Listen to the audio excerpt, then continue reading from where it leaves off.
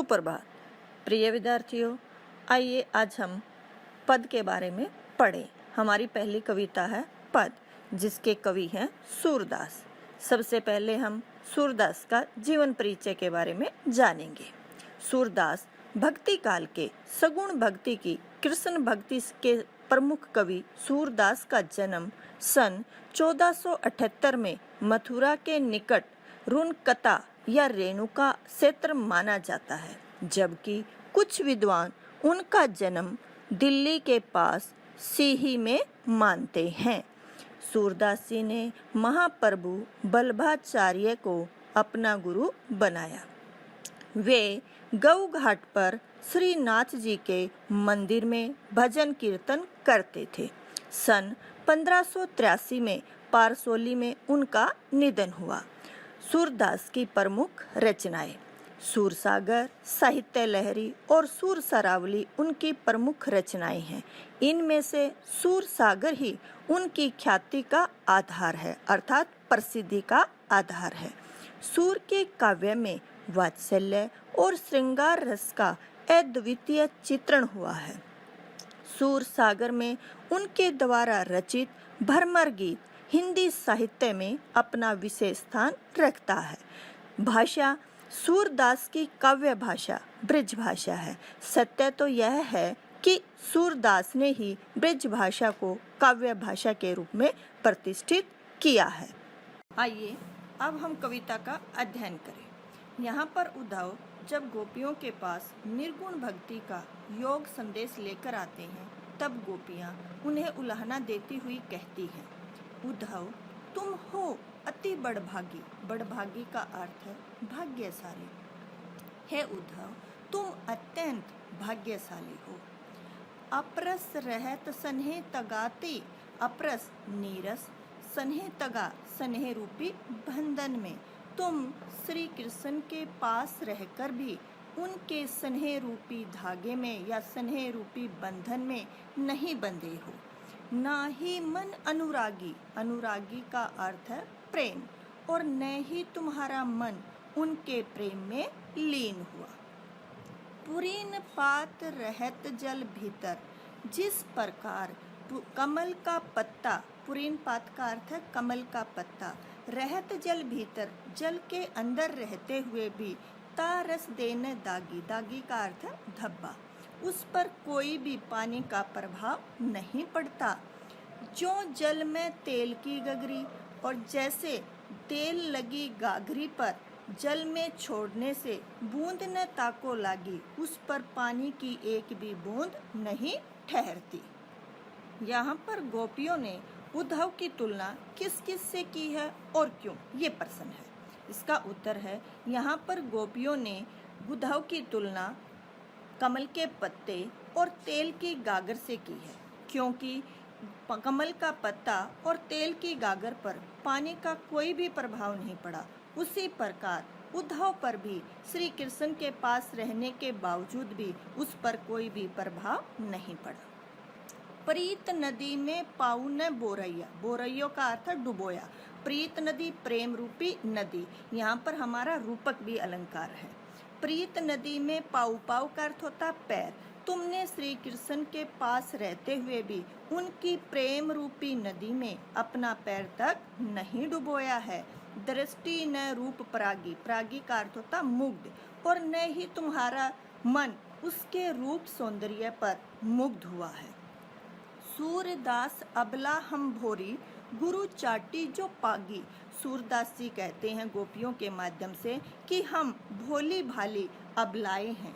गुरु चाटी जो पागी, हम श्री कृष्ण के प्रेम में ऐसे पड़ी हुई हैं जैसे गुड़ में चींटियाँ। यहाँ पर गुरु चाटी जो पागी में आपका उत्प्रेक्षा अलंकार है। आइए इस पद में प्रश्नों को समझें। कवि ने पद में किस भाषा का प्रयोग किया है? कवि ने पद में ब्रज भाषा का प्रयोग किया है। दूसरा प्रश्न है, गोपियों की भाषा में किस भाव की अधिकता है? गोपियों की भाषा में व्यंग्य भाव की अधिकता है। यह पद किस काव्य विधा से संबंधित है? यह पद नीति काव्य विधा से संबंधित है। यह पद कहाँ से लिया गया है? यह पद सूरसागर के भरमर गीत से लिया गया। श्री कृष्ण द्वारा भेजे गए योग संदेश को सुनकर गोपियाँ उद्धव को कहती हैं, मन की मन ही मांझ रही, हे उद्धव हमारे मन की बात हमारे मन के अंदर ही रह गई। काही जाए कौन पे उद्धव नाही परत गई, हे उद्धव हम अपने मन की बात किसके सामने जाकर कहें, अर्थात अपनी विरह वेदना को किसके सामने जाकर प्रकट करें। अवधि आधार आस आवन की, आधार होता आधार, आवन का अर्थ आगमन। हमें श्री कृष्ण के आने की उम्मीद थी। तन मन बिथा सही, और इसीलिए हम शारीरिक और मानसिक, बिथा का अर्थ होता कष्ट को सहन कर रहे थे। अवधि आधार आस आवन में आपका अनुप्रास अलंकार है। अब इन जोग संदेशन सुनी सुनी बिरहिनी बिरह दही, लेकिन अब तुम्हारे द्वारा दिए गए इन योग संदेशों को सुन सुनकर हमारे अंदर विरह की अग्नि और भी ज्यादा प्रबल हो गई। चाहती हुती गुहारी जीती ते, गुहारी का अर्थ होता रक्षा के लिए, जीती जहाँ से, चाहती चाहती थी, जहाँ से हम रक्षा के लिए पुकार चाहती थी, उठते दहार बही, वहीं से योग की प्रबल धारा बही। सूरदास अब धीर धरी क्यों मर्यादा न लहे। सूरदास जी गोपियों के माध्यम से कहते हैं कि अब हमसे धैर्य धारण नहीं होता, क्योंकि इससे हमारी सामाजिक मान मर्यादा भी नहीं रही। आइए पद से संबंधित प्रश्न करें। गोपियों की अभिलाषा मन में क्यों रह गई। गोपियाँ श्री कृष्ण से अत्यंत प्रेम करती थी और उन्हें उम्मीद थी कि एक दिन श्री कृष्ण वापस आएंगे, परंतु श्री कृष्ण ने स्वयं न आकर उद्धव के माध्यम से गोपियों के पास निर्गुण भक्ति का योग संदेश भेज दिया, जिससे उनके मन की बात उनके मन में ही रह गई। दूसरा प्रश्न है, गोपियों ने किस आशा में व्यथा सहन की। गोपियों ने मथुरा से श्री कृष्ण के लौट आने की आशा में तन मन की व्यथा सहन की, क्योंकि उन्हें आशा थी कि श्री कृष्ण के आने पर उनके दुख दूर हो जाएंगे। अगला प्रश्न है, मर्यादा न लही के माध्यम से कौन सी मर्यादा न रहने की बात कही जा रही है। मर्यादा न लही के माध्यम से गोपियों की विरह व्यथा को सहन करने की और सामाजिक मान सम्मान न रहने की बात कही जा रही है। पद में कौन सा काव्य गुण प्रधान है। पद में माधुर्य गुण प्रधान है। प्रस्तुत पद्यांश में किस रस की प्रधानता है। प्रस्तुत पद्यांश में वियोग श्रृंगार रस की प्रधानता है, क्योंकि इस पद में गोपियों की विरह वेदना को दर्शाया गया है। अगला प्रश्न है, यह कविता हिंदी साहित्य के किस काल से संबंधित है। यह कविता हिंदी साहित्य के भक्ति काल से संबंधित है। तीसरे पद में गोपियाँ श्री कृष्ण के प्रति अपने एकनिष्ठ प्रेम को प्रकट करती हुई कहती हैं, हमारे हरि हारिल की लकड़ी, हमारे लिए हरि श्री कृष्ण हारिल पक्षी की लकड़ी के समान है। इस पंक्ति में है व्यंजन वर्ण की बार बार आवृत्ति होने के कारण अनुप्रास अलंकार है। मन करम बचन नंद नंदन उर, मन मन से, करम करम से, वचन वचन से, नंद नंदन नंद का पुत्र श्री कृष्ण को, उर हृदय में।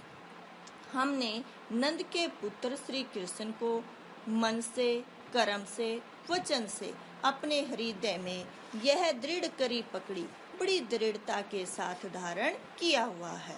अर्थात जिस प्रकार से हारिल पक्षी अपने पंजों में लकड़ी को बड़ी दृढ़ता के साथ धारण करता है, उसी प्रकार हमने भी मन से, कर्म से, वचन से श्री कृष्ण को अपने हृदय में दृढ़ता के साथ धारण किया हुआ है।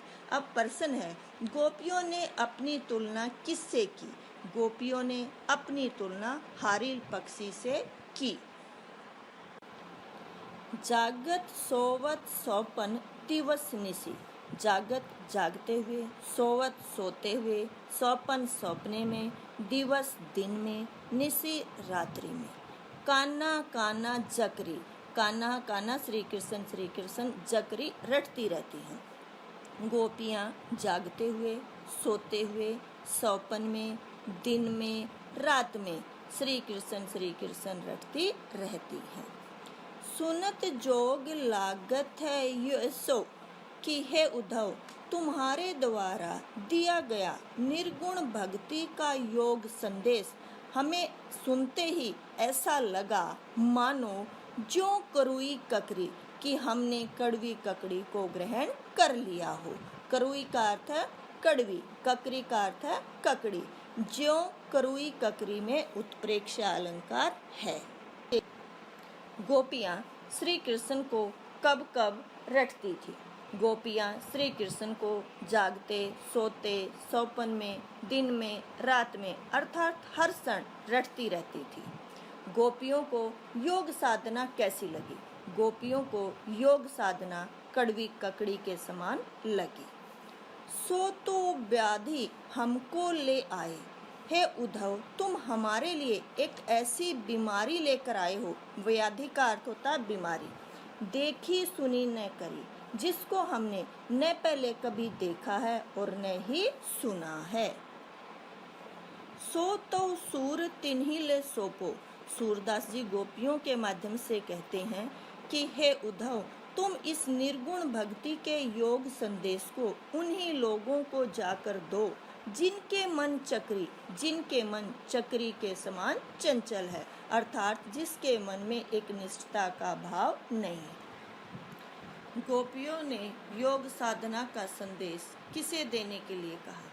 गोपियों ने योग साधना का संदेश चंचल मन वाले लोगों को देने के लिए कहा है। गोपियों की दृष्टि में व्याधि क्या थी? गोपियों की दृष्टि में व्याधि उद्धव के द्वारा बताई जाने वाली योग संबंधी बातें थी। किस काव्य गुण का प्रयोग किया गया है? माधुर्य काव्य गुण का प्रयोग किया गया है। काव्य का में कौन सा रस प्रधान है? वियोग श्रृंगार रस प्रधान है, क्योंकि इसमें गोपियों के विरह भाव को दर्शाया गया है। चौथे पद में उद्धव के ज्ञान मार्ग की बातों को सुनकर गोपियाँ उद्धव को ताना मारती हुई कहती हैं कि हरि है राजनीति पढ़ाए। हरि श्री कृष्ण ने राजनीति को पढ़ लिया है। समूजी बात कहत मधुकर के। मधुकर का अर्थ है उद्धव, कि हे उद्धव, तुम्हारे द्वारा कही गई सभी बातों को समझकर समाचार सब पाए। हमने वहाँ के सभी समाचारों को प्राप्त कर लिया है। अब इसमें प्रश्न है, मधुकर शब्द का क्या अर्थ है और यह किसके लिए प्रयुक्त किया गया है? मधुकर शब्द का अर्थ भंवरा है। यह उद्धव के लिए प्रयुक्त किया गया है। दूसरा प्रश्न है, राजनीति शब्द में निहित व्यंग्य भाव स्पष्ट कीजिए। राजनीति ऐसे लोगों से संबंधित है जो चतुर होते हैं और बहला फुसला कर अपने कार्य सिद्ध कर लेते हैं। श्री कृष्ण को राजनीति सीखने का उल्हाना गोपियाँ इसलिए देती हैं क्योंकि वे उन्हें उद्धव द्वारा योग संदेश का पाठ पढ़ा रहे हैं। एक अति चतुर होते पहले ही, कि एक तो श्री कृष्ण पहले से ही बहुत चतुर थे, लेकिन अब गुरु ग्रंथ पढ़ाए, अब उन्होंने गुरु ग्रंथ को भी पढ़ लिया है, अर्थात अब वो पहले से भी ज्यादा चतुर हो गए हैं। बढ़ी बुद्धि जानी जो उनकी, हे उद्धव, उनकी बुद्धि और भी ज्यादा बढ़ गई है। योग संदेश पढ़ाए, जो वह हमें निर्गुण भक्ति का योग संदेश पढ़ा रहे हैं। उद्धव भले लोग आगे के, हे उद्धव, पहले के लोग बहुत भोले भाले होते थे, पर हित डोलत धाय। डोलत का अर्थ है दौड़ते फिरते, जो दूसरों की भलाई के लिए इधर उधर दौड़ते फिरते थे। अब अपने मन फेर पाइए। हे उद्धव, हम अपने उस मन को दोबारा प्राप्त करना चाहते थे, चलत जू हुते चुराए, जो श्री कृष्ण ने यहाँ से जाते समय हमसे चुरा लिए थे। गोपियों के अनुसार पहले के लोगों में और अब के लोगों में क्या अंतर है? पहले के लोग बहुत अच्छे होते थे, जो दूसरों की भलाई के लिए दौड़े दौड़े फिरते थे, जबकि अब लोग बड़े चतुर हैं, जो दूसरों के हित के लिए भागदौड़ नहीं करते। ते क्यों अनीति करे आपनु, जय और अनीति छुड़ाए। गोपियाँ उद्धव के माध्यम से श्री कृष्ण पर व्यंग्य करती हुई कहती हैं कि वो स्वयं अनीतिपूर्ण कार्य कर रहे हैं, जय और अनीति छुड़ाए, और दूसरों को अनीतिपूर्ण कार्य करने से रोक रहे हैं। राज धर्म तो ये सूरदास जी गोपियों के माध्यम से कहते हैं कि राजा का धर्म तो प्रजा का पालन करना है, जो प्रजा जई न सताई, प्रजा को सताना नहीं है। राजधर्म में क्या बताया गया है? राजा का धर्म प्रजा का पालन करना है, प्रजा को सताना नहीं है, अर्थात प्रजा को न सताना ही राजा का धर्म बताया गया है। अगला प्रश्न है, किस काव्य शैली का प्रयोग किया गया है? नीति काव्य शैली का प्रयोग किया गया है।